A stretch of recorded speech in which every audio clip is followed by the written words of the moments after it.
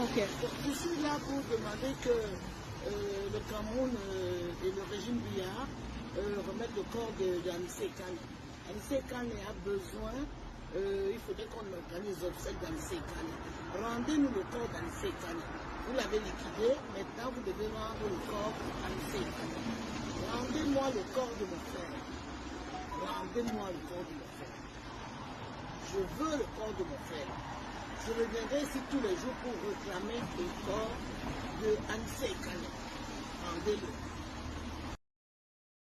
On peut facilement imaginer une famille dans l'incapacité totale de faire son deuil. Avec un corps confisqué. Voilà, un corps confisqué et au milieu de tout ça, un climat de tension politique, disons, absolument extrême. C'est une image frappante. Bonjour à tous ceux qui nous écoutent, bienvenue dans cette nouvelle analyse, ou plutôt cette urgence documentaire spécialement préparée pour la chaîne YouTube La Revue du 237. Bonjour. Et oui, on est sur une analyse d'urgence aujourd'hui. Exactement. Parce que le document qu'on a là sous les yeux, c'est un texte unique.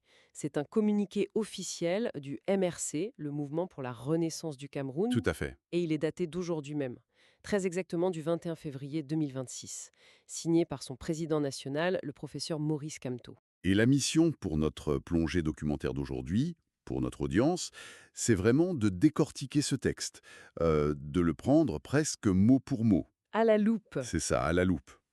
Pour comprendre comment ce communiqué illustre une situation sociopolitique qui est décrite comme, disons, désastreuse au Cameroun. Et ce, depuis les élections présidentielles du 12 octobre 2025. Mais avant de rentrer dans le vif du sujet, il y a un avertissement indispensable à faire. Je suis convaincue qu'il faut vraiment insister là-dessus. Oh, absolument, c'est crucial. Notre analyse se concentre purement et simplement sur le contenu de ce document spécifique. Oui, on ne le dira jamais assez. Les propos, les allégations très graves, les descriptions qui s'y trouvent, elles appartiennent exclusivement à l'auteur de ce communiqué. En fait, notre but ici, pour tous ceux qui suivent la revue de 237, ce n'est pas du tout de prendre parti, Non, pas du tout. ni de valider ou d'invalider ces accusations.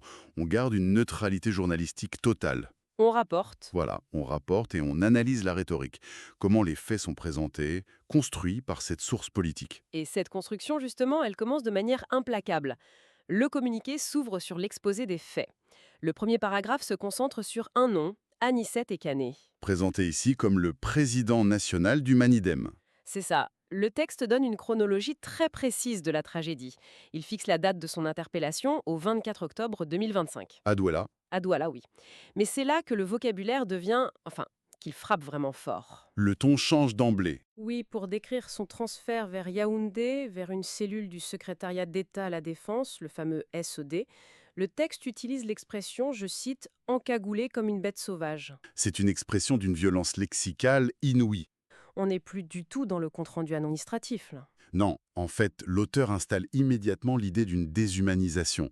Le choix des mots bête sauvage, ça n'a rien d'anodin. Ça choque volontairement. Exactement. Le communiqué ne dit pas simplement qu'un leader politique a été arrêté. Il dit qu'il a été maltraité, privé de sa dignité humaine fondamentale dès la première seconde. Et ça prépare le terrain pour la suite parce que le texte soulève ensuite un élément médical qui est critique. C'est le point de bascule du premier paragraphe. Il est écrit qu'Anicet Ekane a été là, encore je reprends les termes, privé de l'appareil médical qui le maintenait en vie, ce qui l'a mené à son décès un peu plus d'un mois plus tard, le 1er décembre 2025. Et là, il faut vraiment qu'on s'arrête sur ce mot, privé. C'est un verbe d'action. Totalement.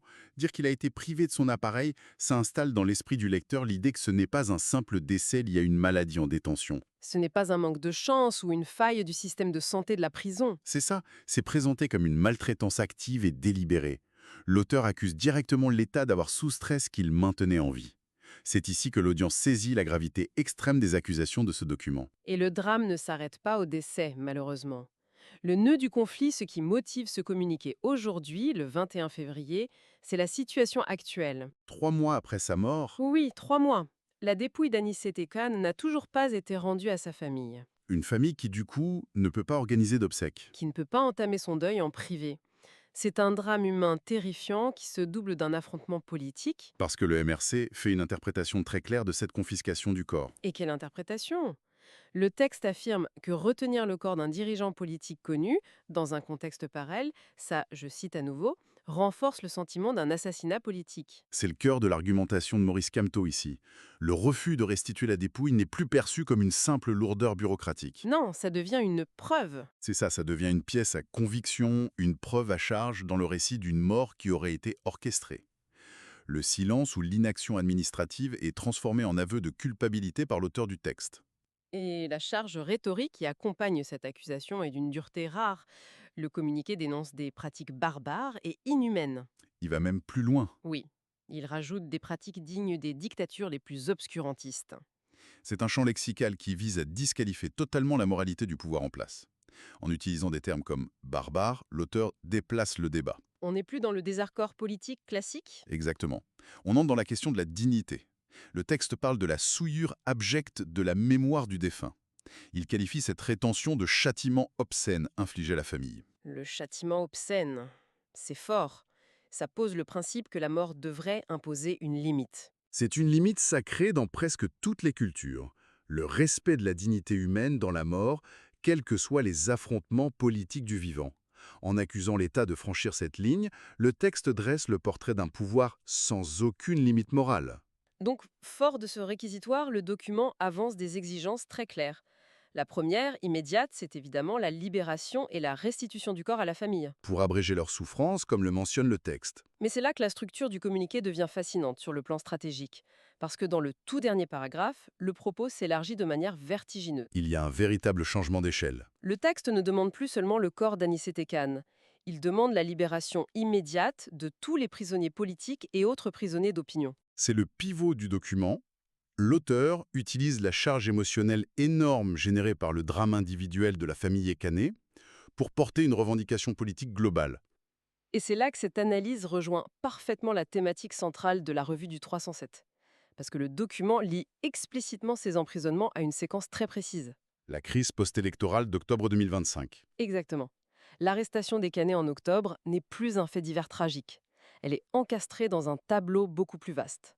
Le texte décrit une répression systémique qui a suivi l'élection présidentielle du 12 octobre. En liant les deux, le MRC affirme que la tragédie des Canets est symptomatique d'une gouvernance globale. Le drame privé devient l'illustration parfaite du désastre sociopolitique national. Et pour clouer cette démonstration, il y a un détail final. L'ultime phrase du communiqué. Et elle est particulièrement choquante. C'est sans doute la ligne la plus lourde de conséquences. Le texte mentionne qu'une partie importante des personnes arrêtées lors de cette crise post-électorale sont des, et le mot est lâché, des mineurs. En communication politique, placer le mot « mineur » à la toute fin d'un texte dénonçant des violences d'État, c'est l'équivalent d'un coup de grâce rhétorique. Parce que ça touche à l'innocence absolue. C'est ça, le document a commencé par la maltraitance d'un leader politique malade, a continué avec la punition infligée à une famille en deuil et se termine sur l'incarcération d'enfants. L'État est ainsi dépeint comme s'attaquant à toutes les vulnérabilités possibles. Le malade, le défunt et l'enfant. C'est une construction textuelle d'une efficacité redoutable pour dresser un tableau extrêmement sombre, pour ne pas dire apocalyptique, du climat sociopolitique post-électoral. Si on récapitule l'impact de ce document du 21 février 2026, on voit bien qu'il dépasse de très loin la simple demande administrative. Ce n'est pas qu'une lettre de réclamation, c'est un acte d'accusation sévère, historique même dans sa formulation, porté contre les méthodes du pouvoir. Et c'est pour ça qu'il est crucial pour l'audience de la revue du 237 de faire ce type d'analyse de fond. Lire ses sources primaires à la lettre, s'arrêter sur chaque adjectif. C'est le seul moyen de mesurer la véritable température du pays, de comprendre le niveau de tension, la polarisation extrême. Parce que quand on regarde la nature des allégations formulées ici, on comprend la profondeur de la crise qui définit le Cameroun aujourd'hui. Et la fracture semble totale. Ce qui nous amène à une réflexion finale, une pensée provocatrice qu'on aimerait laisser à ceux qui nous écoutent aujourd'hui. Une question qui émerge naturellement après avoir lu ce texte. Oui, parce que si on y réfléchit bien, si même la sphère intime du deuil, si même la mort devient un espace de confrontation politique brutale et de rétention administrative, Si même le corps d'un défunt est pris en otage dans le débat public, alors quel espace reste-t-il dans la société camerounaise actuelle pour le simple exercice des droits humains fondamentaux ? Quel espace reste-t-il pour un éventuel dialogue ? c'est une excellente question. Si les lignes rouges anthropologiques de base sont perçues comme effacées, la base même du dialogue civique disparaît. C'est une perspective qui invite chacun de nous à mesurer la profondeur réelle des fractures sociales et politiques dont on a parlé aujourd'hui. La politique a-t-elle tout absorbé, jusqu'au droit de pleurer ses morts? Une question essentielle pour comprendre les véritables enjeux de cette crise post-électorale. Merci de nous avoir suivis pour cette plongée documentaire intense. On espère que cette analyse vous aura permis de lire l'actualité avec une grille de lecture plus affûtée. À très bientôt sur la revue du 237.